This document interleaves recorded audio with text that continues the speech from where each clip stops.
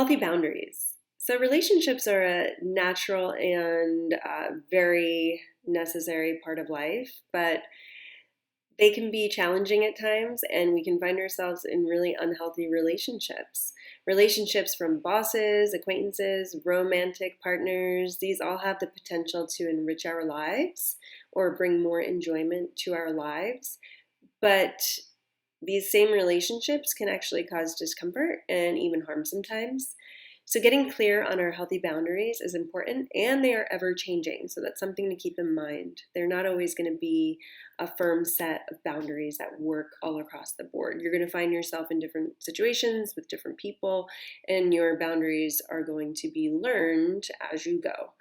But some principles to keep in mind: that mutual respect, trust, honesty, support, fairness, equality, having interpersonal relationships, meaning like having your own hobbies, having your own things going on, having good communication and playfulness or fondness of each other. I mean, whether it's your friends or your bosses or your romantic partners, those are all healthy qualities in a relationship.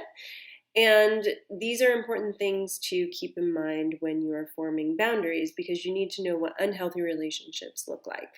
Each relationship can be a combination of healthy and unhealthy characteristics, and maybe you want to work on the unhealthy characteristics in those types of relationships and maintain them and grow through them.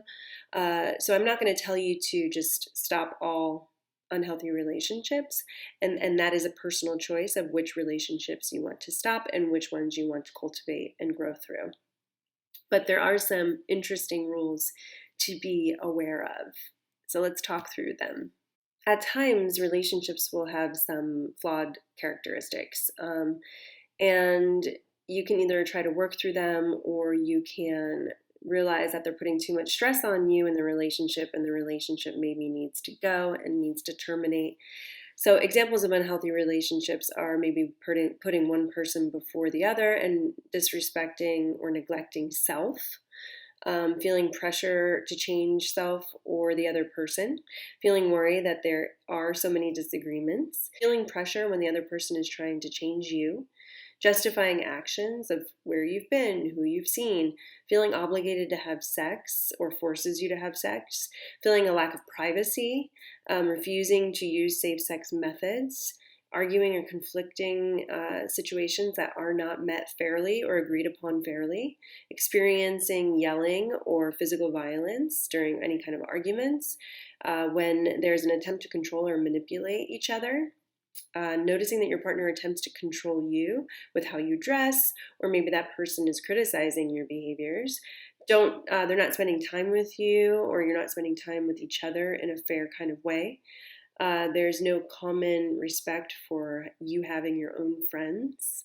There's maybe some inequality with resources, like controlling money or food or home situations or the car, and experiencing a lack of fairness or inequality overall. So these are definitely red flags to keep monitoring. I also think that red flags involve major drug use or major alcohol use. So keep those in mind. Those are some red flags that it's an unhealthy relationship and the relationship is not going to work out. So why is that important for a happy mind and a happy life? Well, if you're experiencing these types of unhealthy relationships, that means that you're not being true to yourself, perhaps. That means that you're making certain sacrifices and you're not coming to a place of being your authentic self. So people choose to see a counselor or a coach all the time for unhealthy relationships. And if you're in one, I encourage you to get some help on that and to seek some counsel. If you stay in a relationship where there's like fear, guilt, that's probably the time to talk to somebody that is a professional. Remember, if you want a happy mind and a happy life, being true to yourself, getting to that authentic place, and doing all of the things that we've talked about so far in these videos are important.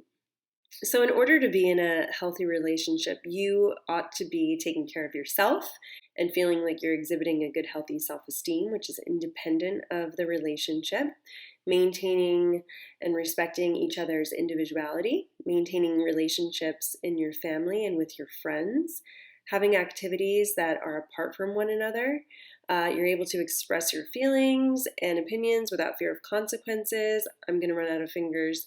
You're able to feel secure and comfortable with who you are. You're able to take interest in one another's activities. You're able to actually feel safe and secure and comfortable in the relationship itself, not only with who you are. Not to worry about violence in the relationship. You want to trust each other, be honest with each other, and talk through things with healthy communication. Have an option for privacy. Have respect for sexual boundaries. You want to be honest about sexual activity if the relationship is a sexual relationship. You want to accept influence, meaning that relationships are give and take. Allowing your partner to influence you is important, but accepting influence in compromising ways, and resolving conflict fairly. Fighting and arguing is a natural part of relationships, but they can be good if you can grow through them and work through them and resolve conflicts. So it's about handling the conflict. So if you're fighting fairly, that's an important skill for you to have in a healthy relationship.